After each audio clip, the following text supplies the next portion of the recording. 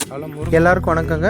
நம்ம சபா ஹெர்ப்ஸ் சேனலில் இன்றைக்கி வீட்டுக்கு தேவையான காய்கறிகளை உற்பத்தி செய்கிறதுக்காக வீட்டு தோட்டம் போட போகிறோம். அந்த வீட்டு தோட்டம் மேட்டுப்பாத்தி முறையில் அமைக்கிறோம். மேட்டுப்பாத்தி எப்படி அமைக்கிறது அதை பற்றி தான் இந்த வீடியோவில் பார்க்க போகிறோம். நம்ம சேனலை இதுவரை சப்ஸ்கிரைப் பண்ணாதவங்க சப்ஸ்கிரைப் பண்ணுங்கள். உடனே வாங்க வீடியோக்குள்ளே போகலாம்.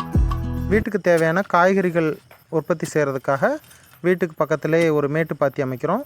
மேட்டுப்பாத்தின்னு எப்படின்னோம்னாக்கும் தரையிலேருந்து ஒரு அடியிலேருந்து 1.5 அடி வரைக்கும் பள்ளம் பறிக்கணும். நான் 1 முழம் அதாவது 2 ஜான் அளவுக்கு தரையை பள்ளம் பறிச்சிருக்கேன்.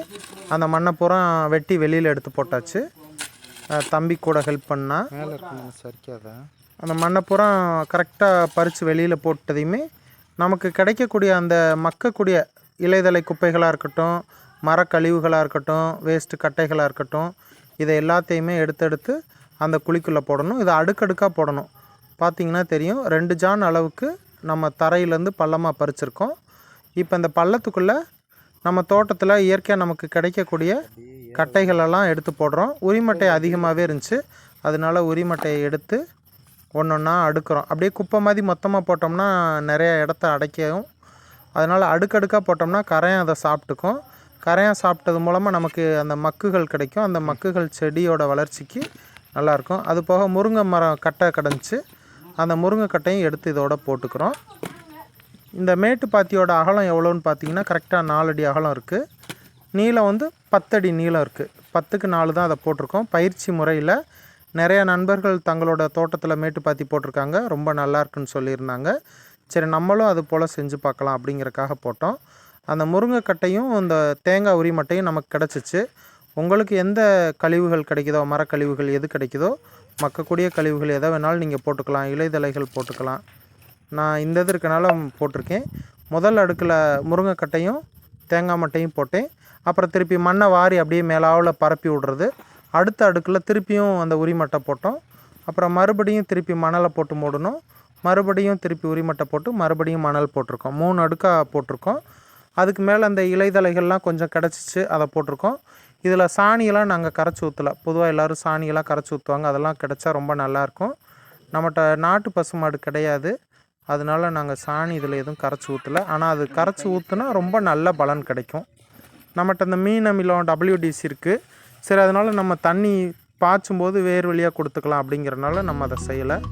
நீங்கள் வாய்ப்பு கிடைக்கிறவங்க நாட்டு மாட்டோட சாணமோ அல்லது எந்த மாட்டோடைய சாணம் கோமியம்லாம் கரைச்சி ஊற்றுனீங்கன்னா இன்னும் நல்ல பலன் கிடைக்கும் உங்களுக்கு. இந்த கட்டைகள் ரொம்ப நீளமாக இருக்குதுன்னா அதை குட்டை குட்டையாக வெட்டி போட்டுக்கலாம். அதை குறுக்கு வாக்கில் போடுறது ரொம்ப நல்லது. அப்படி போடும்போது நிறைய கட்டைகளை போட்டுக்கலாம். எனக்கு முருங்கைக்கட்டை கிடச்சி, சரி முருங்கை இலை முருங்கை கட்டைகள்லாம் நல்லா ஊக்கமாக இருக்கும் அப்படின்ற நம்பிக்கையில் இதை போட்டிருக்கோம்.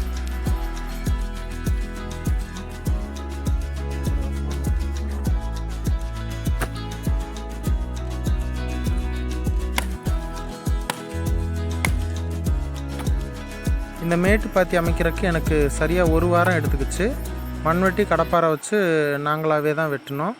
அதனால் தரையெல்லாம் ஈரம் இல்லை, அதனால் மேலாவில் ஈரம் இருக்க வரைக்கும் எடுத்துகிட்டு திருப்பி தண்ணியை ஊற்றி விட்டுறது. அது நல்லா ஊறி இருக்கும். காலையில் தண்ணி ஊற்றினோம்னா சாயங்காலம் பறிச்சிருவோம். பறித்து முடிச்சதையும் சாயங்காலம் திருப்பி குடத்தில் தண்ணியை ஊற்றி விடுவோம் மேலாவில் நனைகிற மாதிரி. அது மறுநாள் காலையில் ஊறி இருக்கும், அதை எடுத்துருவோம். அந்த மாதிரி தான் செஞ்சோம். இந்த மண்ணை துண்டாக எடுத்து போடுறதுக்கு நிறைய இடம் தேவைப்பட்டுச்சு. அதை எடுத்து வெளியே போட்டு திருப்பி உள்ளே போடணுமே அப்படிங்கிறக்காக நான் யோசிச்சுட்டு என்ன பண்ணிட்டேன், 4க்கு 4 குழி மட்டும் வெட்டியிருந்தேன். அந்த 4க்கு 4 குழிக்குள்ளே இந்த மரக்கழிவுகள் வேஸ்ட்டெல்லாம் போட்டு மூடிட்டு, எந்த இடத்துல பள்ளம் பறிக்கிறோமோ அந்த பள்ளம் பறித்து மீதமாக கிடைக்கக்கூடிய மண்ணை இந்த மரக்கழிவுகள் இலைதலை கட்டைகளெல்லாம் மூடுறதுக்கு பயன்படுத்திட்டோம். இப்படி 4 அடியாக நான் பறித்து போட்டுக்கிட்டேன். அதுக்கடுத்து இந்த நாட்டு விதைகள் கொஞ்சம் கிடச்சிருந்துச்சு, விலைக்கு வெளியில் தான் வாங்கியிருந்தோம். அந்த விதைகள் போட்டோம். அந்த விதைகளை மழை தண்ணியிலையும் கொஞ்சம் ஊற வச்சோம். கொஞ்சத்தை WDCயில் தண்ணி கலந்து டைலூட் பண்ணி ஊற வச்சோம். ஒரு சில விதைகள் முளைச்சிச்சு, ஒரு சில விதைகள் அவ்வளோ நல்லா முளைக்கல. அதில் கீரை விதைகள் 3 வகையான கீரை விதைகள் போட்டோம். எல்லா கீரை விதையும் முளைக்கல எங்களுக்கு. குப்பைக்கீரை மட்டும்தான் முளைச்சிச்சு. மற்ற சிறுகீரை கொஞ்சம் முளைச்சிச்சு. ஒரு சில கீரை, இந்த பசலைக்கீரை, இந்த மாதிரி கீரைகள்லாம் சரியாக முளைக்கல. முளைப்பு திறன் இல்லையா என்னன்னு தெரியல. சரி, இதுக்கு தண்ணி விடுறதுக்கு நாங்கள் ரெயின் ஹோஸ்ன்னு சொல்லக்கூடிய மலை தூவான் அந்த இது தான் போட்டிருந்தோம். பாத்திகள்லாம் நல்லா செழிப்பாக குளிர்ச்சியாக இருக்கட்டுங்கிறக்காக அதை கொஞ்சம் போட்டிருக்கோம். ரெயின் ஹோஸில் தான் போடணுன்ற கட்டாயம்லாம் கிடையாது. ஓஸ் இருந்துச்சுனாலும் சுற்றி நம்ம பாத்தி மாதிரி தடுத்துட்டு அதுலேயும் விடலாம். அந்த விதைகள்லாம் முளைக்கட்டும் அப்படிங்கிறக்காக நாங்கள் மட்டையை போட்டு மூடி வச்சோம்.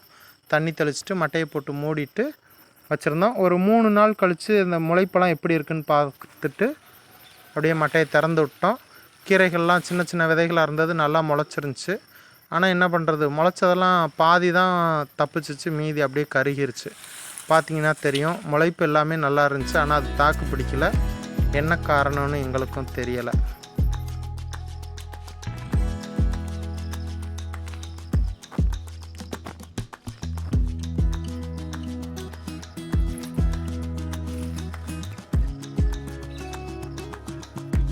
கொத்தவரங்காய், பீர்க்கங்காய் நட்டோம், அது போக வெண்டைக்காய் நட்டோம். அதெல்லாமே பரவலாக முளைச்சி வந்திருக்கு. இந்த வெண்டைக்காயுமே 4 வகையான வெண்டைக்காய் நட்டிருக்கோம். கொத்தவரங்காய் ஒரு 2 வகையான கொத்தவரங்காய் நட்டிருக்கோம். பீர்க்கங்காய் 3-4 இடத்துல நட்டோம், ஒரு கொடி தான் முளைச்சி வந்துச்சு. அதோடய வெத்தலைவள்ளி கிழங்கும் கொஞ்சம் நட்டிருக்கோம். பார்த்திங்கன்னா தெரியும், ஒவ்வொரு வெண்டைக்காயும் ஒரு ஒரு வடிவத்தில் ஒரு திணுசில் இருக்கும்.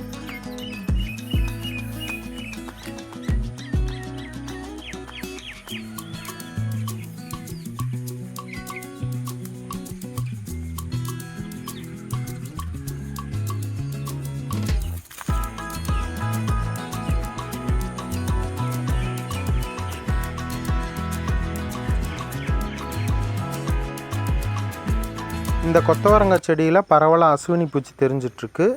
அசுவினி பூச்சிக்கு பொதுவாக தலைக்கு நம்ம போடக்கூடிய ஷாம்பு இருக்கும் பாருங்கள், அந்த ஷாம்பு ஒரு பாக்கெட் எடுத்து 10 லிட்டர் தண்ணியில் கலந்துக்கலாம்.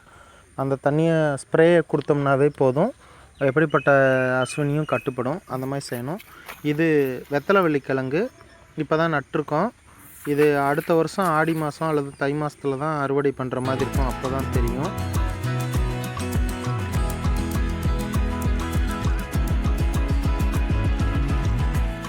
இந்த மேட்டு பாத்தியில் மற்ற எல்லா செடிகளை விட இந்த பீர்க்கங்காய் தான் அழகாக நிறையா பூக்கள் பூத்துருக்கு, நிறைய காய்களும் காய்ச்சிருக்கு. பூவெல்லாம் பாருங்களே, வழக்கமாக தரையில் நம்ம நடுறதை விட இந்த மேட்டு பாத்தியில் கொஞ்சம் வித்தியாசம் தெரியுது. செடிகள் கொஞ்சம் ஆரோக்கியமாகவும் நல்ல செழிப்பாகவும் வளர்கிறத பார்க்க முடியுது.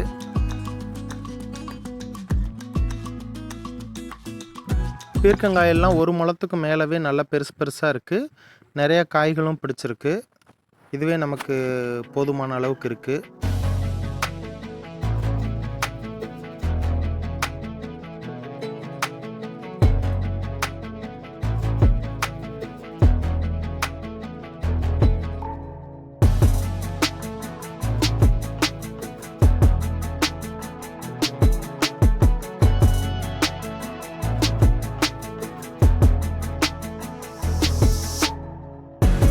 பொதுவாக மேட்டு பாத்தியை பார்க்கும்போது வழக்கமாக நம்ம தரையில் நடக்கூடிய செடிகளை விட அது கொஞ்சம் செழிப்பாகவும் விளைச்சல் கொஞ்சம் அதிகமாகவும் தெரியுது. இருந்தாலும் இன்னும் ஒரு 2-3 மாதம் கழிச்சோம்னா தான் தெரியும் முழுமையாக அது பயன் கொடுக்குதா இல்லை சும்மா ஓரளவுக்கு மட்டும்தான் இருக்குதான்னு. ஆனால் எல்லாருமே சொல்கிறாங்க மேட்டு பாத்தி நமக்கு நல்ல வித்தியாசம் தெரியும் அப்படின்னு. அடுத்த வீடியோவில் நம்ம இதை பற்றி பார்ப்போம். இது வரைக்கும் நம்ம சேனலை சப்ஸ்கிரைப் பண்ணாதவங்க மறக்காமல் சப்ஸ்கிரைப் பண்ணுங்கள். இந்த வீடியோ உங்களுக்கு பிடிச்சிருந்துச்சுன்னா லைக் பண்ணுங்கள். இதில் ஏதாவது உங்களுக்கு கருத்து சொல்லணும்னு நினச்சிங்கன்னா கமெண்ட் பண்ணுங்கள். நன்றி.